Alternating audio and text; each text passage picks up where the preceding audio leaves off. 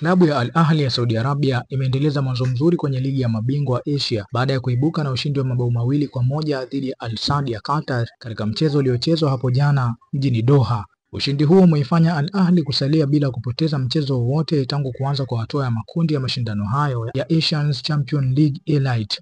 Mabingwa hao watetezi walipata ushindi wao wa 3 katika michezo 4 ya awali na sasa wamekusanya jumla ya pointi 10 wakiwa nafasi ya pili nyuma ya vinara wenzao kutoka Saudi Arabia Al Hilal wanaongoza kwa tofauti ya pointi 2. Kocha Mathias Jaiso aliwaongoza vijana wake kwa nidhamu na umakini mkubwa, wakionyesha ubora wao dhidi ya wapinzani waliokuwa nyumbani. Winga wa kimataifa wa Algeria Riyad Mahrez aliwapa Al Ahly uongozi dakika 34 baada ya kuwakabili walinzi wa Al Sadd waliokuwa wakicheza kwa makosa. Claudinho Al Sadd alikosea pasi ndani ya eneo lake na mpira uliokamatwa haraka na Enzo Milot uliishia kwa Mahrez ambaye alipiga shuti safi lililokwenda moja kwa moja katika kona ya chini ya goli. Hata hivyo, Claudinho alisahihisha kosa lake dakika ya 63 alipofunga bao maridadi kwa shuti kali lililoenda moja kwa moja kwenye kona ya juu ya goli na kuisawazishia Al Sadd. Lakini matumaini yao ya kusalia mchezoni hayakudumu muda mrefu, kwani dakika 5 baadaye Matheus Gonçalves alifungia Al Ahly bao la pili kwa shuti kali la mguu wa kushoto